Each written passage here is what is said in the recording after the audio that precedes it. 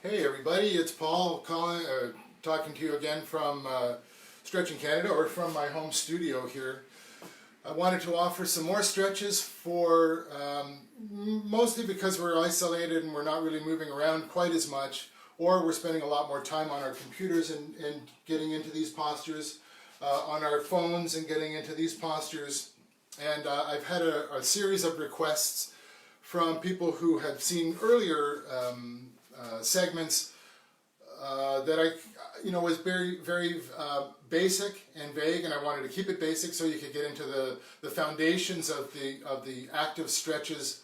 But the requests were to be a bit more specific for just really the kind of isolation movements and lack of movements that we get into. For myself, yeah, I'm getting into a lot of these things. These kind of postures where I'm really sort of doing this, and I'm trying really hard not to. So getting the screen up in front of me and trying to focus on my posture so I'm not kind of collapsing, which is really easy for me to get into. So just to keep things honest, and actually, a little later after I've done the stretches, I would like to go a little further into the isolation part of this whole, the COVID-19 proper isolation regimen that we need to do to work together as a group. But it's affecting a lot of us in fairly negative ways, because we need as a group to be to belong and to have a sense of belonging, and people are reaching out to me because they know I have a history outside of my therapeutic world, in my more personal world, and I'll talk about that when I'm done the stretches. So just to keep things honest and authentic. Now, one of the reasons that I find myself getting into trouble really quickly with my neck and low back is because a long time ago, before there were helmets, I'm not sure a helmet would have helped this at all, but I was training for a triathlon. And I'm talking back in the 70s, before there were helmets. And I was down low, and I was pumping really hard, and it's about a mile from my house. And the last mile, of course, I was trying to go as fast as I possibly could, imagining the finish line. And while I was down and I was up out of my saddle and I was pumping, somebody opened their van door, and I went straight into the van door, and I woke up 3 days later in the hospital. It took me 6 weeks to walk properly again. It took me a while to be able to formulate words again. A lot of repercussions came from that, and left unattended, which I did leave it unattended for decades. Those problems can come back, and they're like a weak spot. It's like the weak link in my chain. And so this is something that I have constantly have to be vigilant about, and that's probably why I became a therapist eventually. But that, and I had also, in my years of being an animator, working at a desk, sort of always hunched over, and I was also working long hours, late hours, just because I could. I would eat whatever I want. We'd go to the bar whenever we wanted. Slept very little, and I, over the years, became like 240 plus pounds, and I was, very, very heavy, carrying that weight around. And I, of course, lost my posture and had low back problems, which led to these, exacerbated other problems that were in my neck. So now, as a therapist, I've learned, every year I take 2 or 3 courses in between times when I'm teaching my own thing, like the active isolated stretching.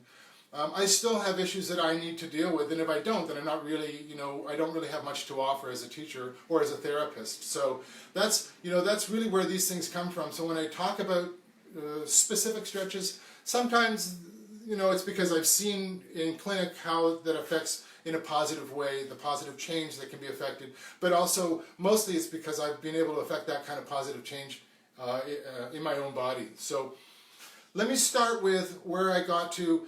It happens, I don't know if you can see this, maybe if I just shift the camera a little bit. Oh gosh, everyone's watching. Hi guys. Manon, bonjour, Alison, hi.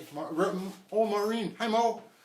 I try to, I've got my little foot thingy here. I try and get my drawings up on a stand where I can actually stand and have a fairly decent posture. But, it doesn't take much for me to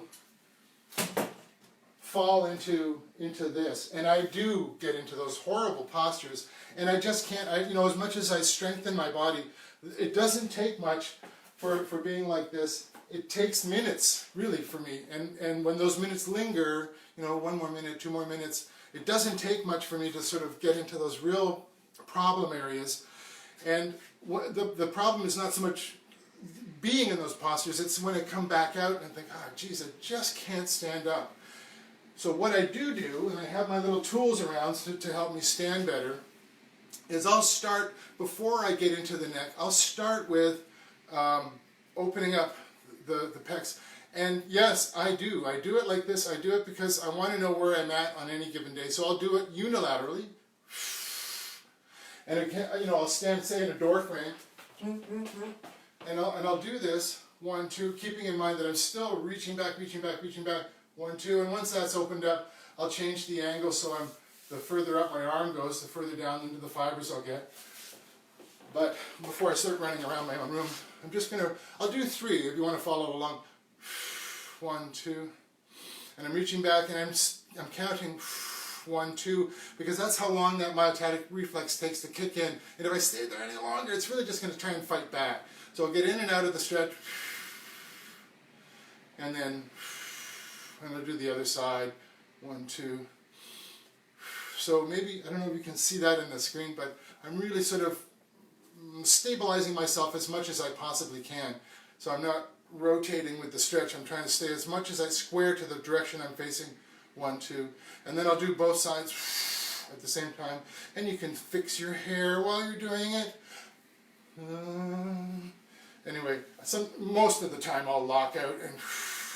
But what I'm trying to avoid when I do this is that hyperextension of the back. I mean, you're fixing one problem and starting another. So and when I say lock out, I'm not just pulling my belly into my spine, into my spine. I find that makes it a little bit more difficult to breathe. I'm actually going to try and bring these 2 ribs together, and that's how I think of it. So I'm doing this, bracing, and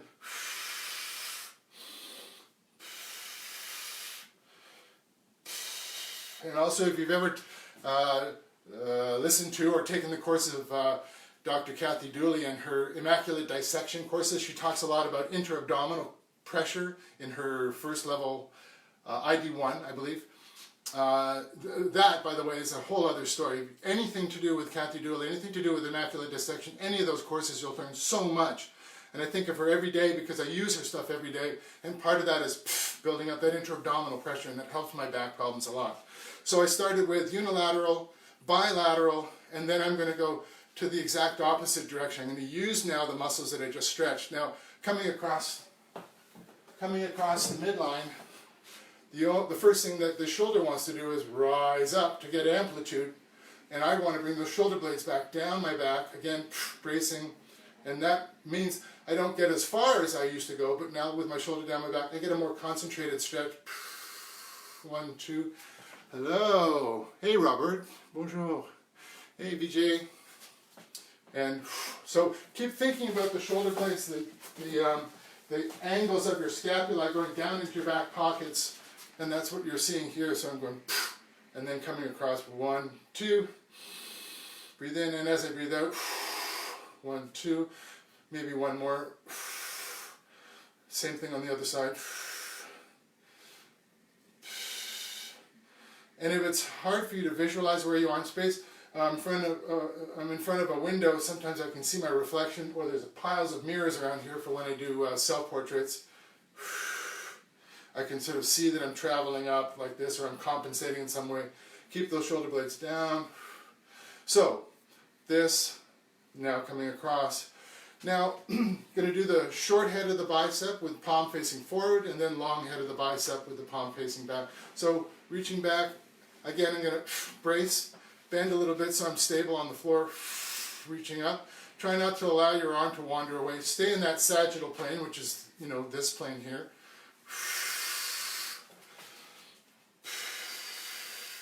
And each time challenge yourself. Of course, I could use something to assist myself, but I'm just going to go through what you can do at home. 1, 2. Same thing on the other side. And one side's going to be less mobile than the other. Don't worry about it. Just meet yourself where you're at and just try and challenge yourself with each stretch. But then palm forward, palm back. And again, bracing.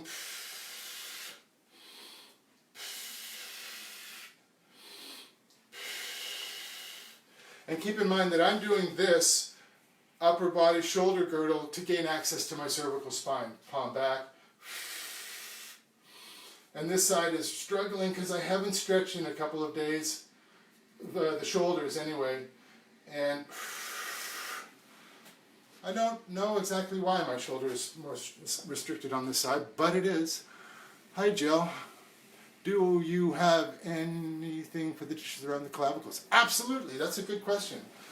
So we did this, and this is really pec, lower fibers of the pec major, and a little bit of pec minor as we come back. But Jill, that's a good angle here. If I rotate my humerus like this, palm facing back, brace in the front, and reach back, so it's like this, again, shoulder blades down, reach back, reach back. So I've gone from all these fibers to these fibers, pec major, to, if I rotate back, I'm now engaging the clavicular attachment to the pec major and reach back. My stretch is right where my finger is. Try that. If you need it to be more specific, message me after and we'll go through some of this stuff. Any of you, if you have specific questions, I might not be able to resolve specific problems because I need more history, but we can do a lot of, and I do a lot of Skype sessions or Zoom sessions with people specifically to try and resolve just a bit of tightness. If it's more than that, it might be difficult for me to be specific. But, so yeah, Jill, sorry, it's this for the clavicle. And you can reach down or try and reach down and behind your back. Same set of fibers, but now you're getting it a little bit more into the deltoids. So we did bicep, long short head, long head, and then you can do your tricep. Again, what you're not seeing me do here, or I've talked about it before, is as I come down my back like this, and I reach and assist, I'm starting to hyperextend in my back, so I'm going to grab whatever is available. There's always something like this around. This is a cleanish tea towel. And what I'm going to do is I'm going to walk my fingers down my back and then gently assist. So again, I'm going to stabilize in the front. And again, meet yourself where you're at. For the longest time, I was unable to sort of come up like this, just from an old slap tear from a car accident where I locked out on the steering wheel before I hit somebody, and I got slap tears on both sides. And SLAP is an acronym for superior labrum, which is what the humerus sits in, the cup and saucer of your arm and shoulder blade.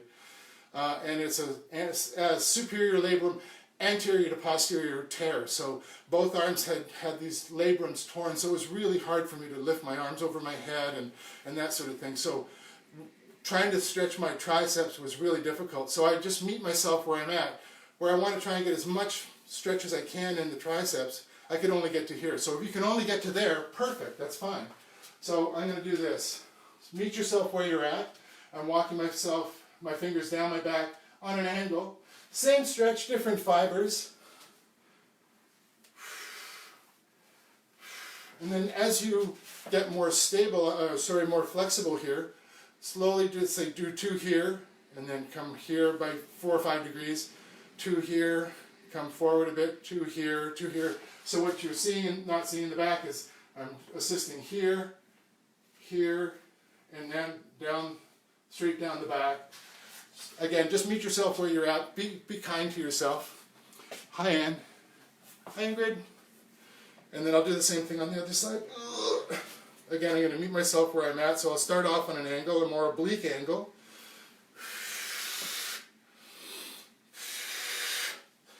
Three there, and then I'll come forward a bit. 3 here, 3 here, and then forward a bit more, and I'm just changing my angle from here to here.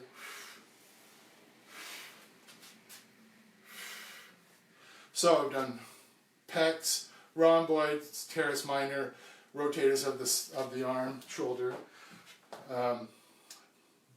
bicep, tricep. And now I feel fairly comfortable. Oh yeah, we even did the clavicular attachment to the pecs. And now what I'm going to do is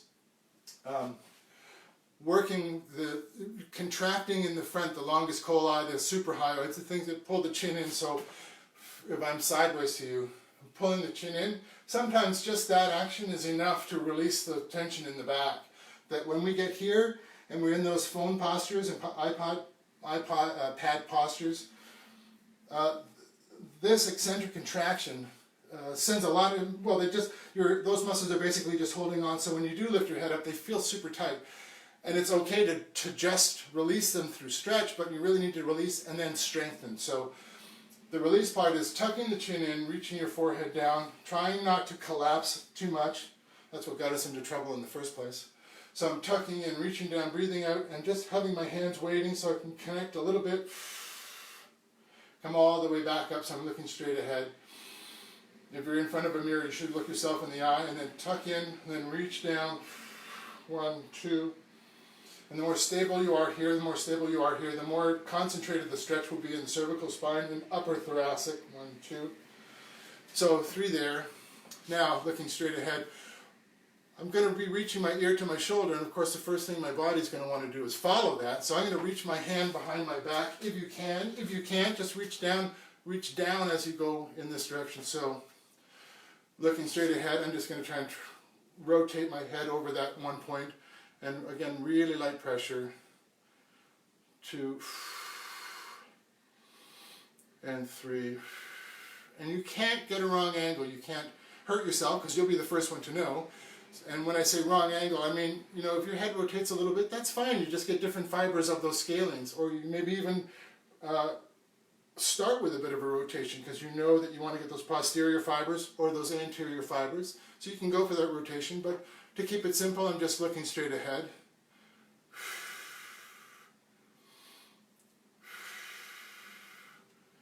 So 3 one side, 3 the other. And now I'm going to do the same stretches in the front, tucking in, reaching down, but I'm going to start going off in angles. I'm going to go, say, 15 degrees to my left. My left hand comes up to assist.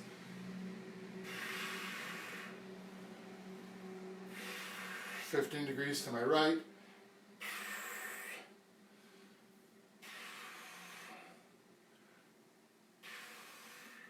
The one that I didn't add before was, now that I'm looking to the right, I'm going to bring my left ear to my left knee.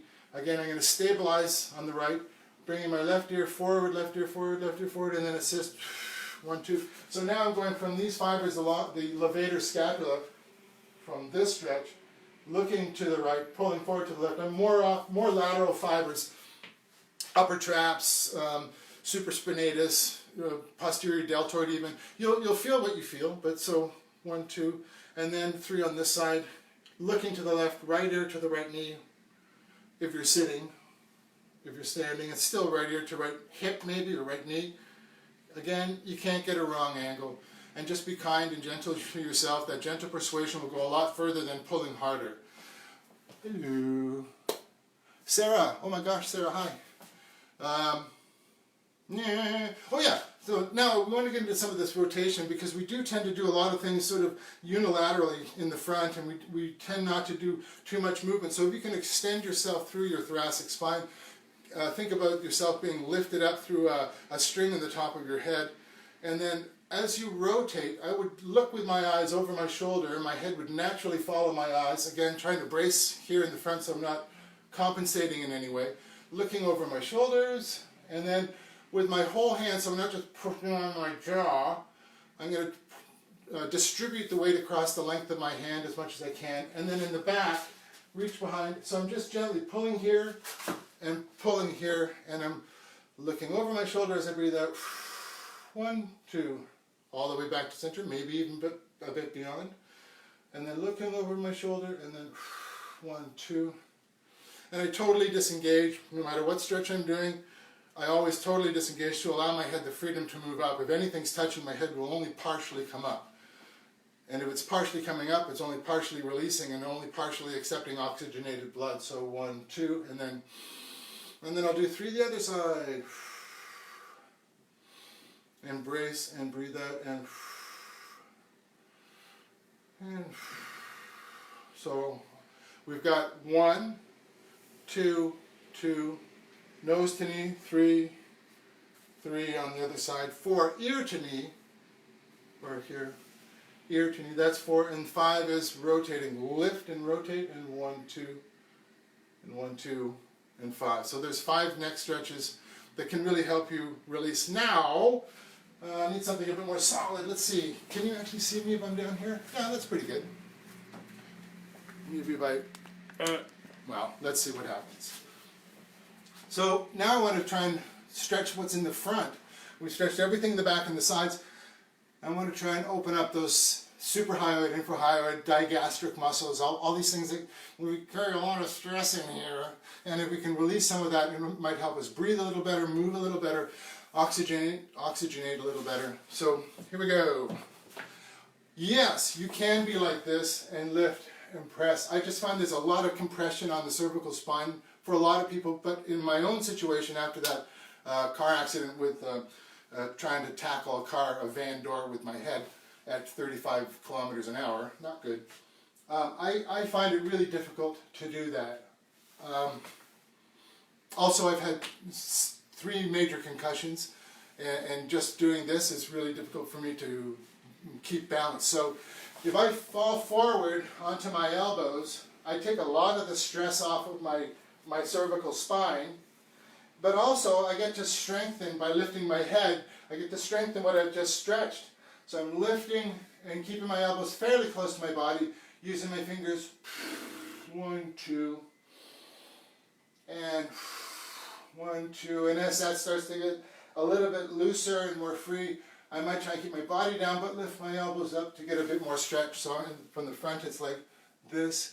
And there's absolutely nothing wrong with turning your head to the side, gaining some angle, ear to the shoulder, and then do the same thing off to the side, so you get in the SCM and the suprahyoid, infrahyoid, digastrics on that side, and then the same thing on this side. So that's really where I would go to stretch the front.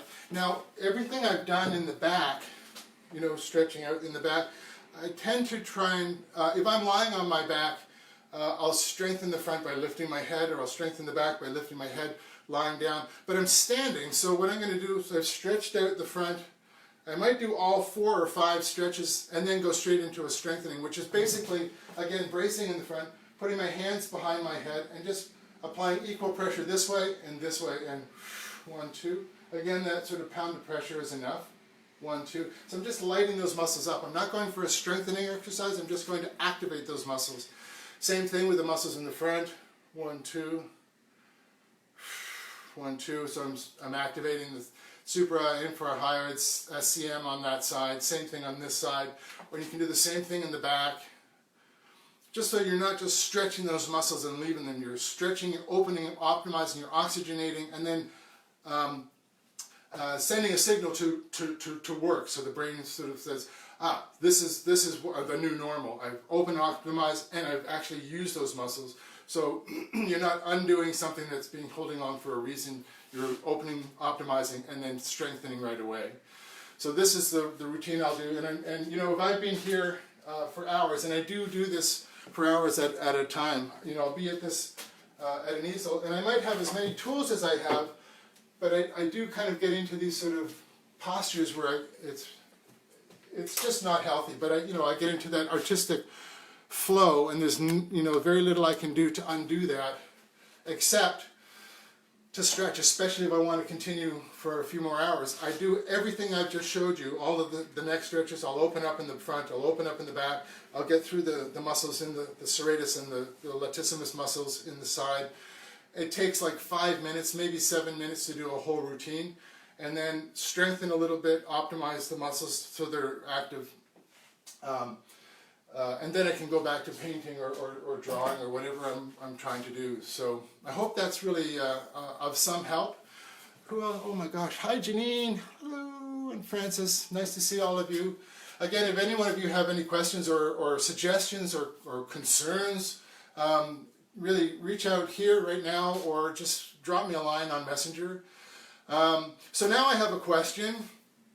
If there's anybody that's watching now or maybe later that would like to do an online course, I do this for free, just like every day, like a 15-minute or a 10-minute without so much blah blah blah, without so much history or histrionics. Just going through, this is the routine, we're going to do 5 of these, and just 1, 2, just touching on the principles to remind you of the principles, how to stay safe, how to do it effectively and efficiently and safely. And I would like to do that probably starting tomorrow. If there's something that you'd like me to do, well, I'll have a list. I'll do a list. But if that's something that you'd be interested in doing and joining in on, please let me know, and I'll start doing that. So, yeah, I just want to go back to. Hey, Jill. Oh, you're welcome. Hey, Harold. It's been so long time no see.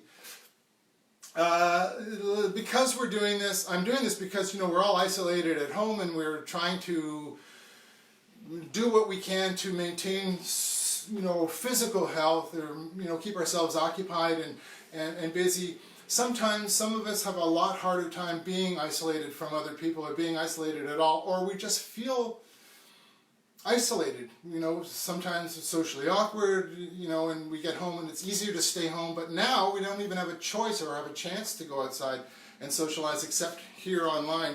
And, in my past, I've had a lot of difficulties in my youth growing up because I didn't understand what was happening chemically in my brain. I had to deal with the misunderstanding of what a manic depressive really was. Back in the 70s and early 80s, there was no name for it.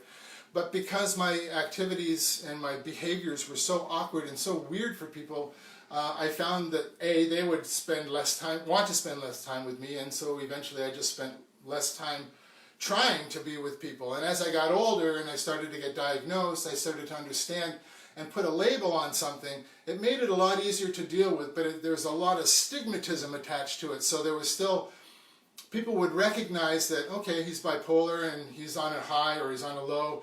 It's difficult for people to understand, and it's even more difficult for people to have to deal with when you're in their face and in their space. So if you're isolating and you've either been diagnosed or you are not sure and you're just not able to handle yourself on your own, there are people out there like me that are that have a history. They're not judgment. There's no judgment. There are non-judgmental people out there that can help you. Just reach out. And I've seen people doing it online, on Facebook, on Instagram, saying, I'm really struggling. I'm alone. I don't know how to deal with this. Just put it out there and see what happens. And if someone judges you, well, then that's more of a them problem than a you problem. But I'm here, and I know other people that are available to you to be able to sort of just talk to and work stuff out. And sometimes just hearing yourself say the thing that's bothering you the most, just getting it out off your chest or out of your heart can make a big difference in how you feel about yourself. So I'm lucky that I have a pastime that makes me feel really good. I get to paint and draw to my heart's content now that I can't leave the house. But the little things that I do that'll help me feel better in the day is when I finally get around to getting up. I'll get up and I'll actually make my bed. It's the one thing, if I do nothing else in the day, I've done one thing, I've done it really well, I've done it really completely, and it makes me feel good about how I'm going to get on with the rest of my day. And then I'll putter, and I putter a little longer because I don't actually have to be anywhere. And if you do finally go back to bed, at least you're climbing into a bed that's made, and it's a lot more comfortable than just trying to work out the mess of a messy bed. So this is just one tiny thing that I find helps me a lot. I find that reaching out to people is also really helpful. I drink a lot of water in my day. I exercise a lot more. I do these stretches. I mean, I've been doing them since 2003. I've been teaching it since 2005. And it helps me to maintain a sort of a sense of self in my body. So I just wanted to put that out there, that I've seen a lot of people that are struggling with the isolation, whether it's self-imposed or now that the governments are really putting restrictions on our movements. If you're feeling having difficulty trying to communicate or difficulty being okay inside yourself, inside your heart, inside your mind, reach out, talk to somebody. I'm here. You can reach out on Facebook or Instagram. A lot of you have my phone number. Reach out. I've got time on my hands. I've got at least 5 minutes for anybody that wants to reach out. I'll meet you halfway. How's that? So that's going to be me. I'm going to start putting together this online Zoom class. It's going to be totally free. It's just something that we can do together. A, we can socialize. B, we can just stay mobile and physically fit in our body. Physically fit really helps the mental side of things. So I'm going to sign off, but if you have any questions, concerns, thoughts, suggestions, let me know, and I'm always here for you guys. So the next thing I'm going to put up is I'm going to do a drawing on a messy piece of paper. You can't really see that. I found this, I opened up my sketchbook and I found this totally messy piece of paper, and I'm going to draw my friend Jordan. So I hope you guys are safe. I hope you guys are feeling okay. I hope you guys are taking good care of yourself and taking care of each other. And know that I'm here for you. I love you all. And have a great afternoon. Bye, guys. Peace out.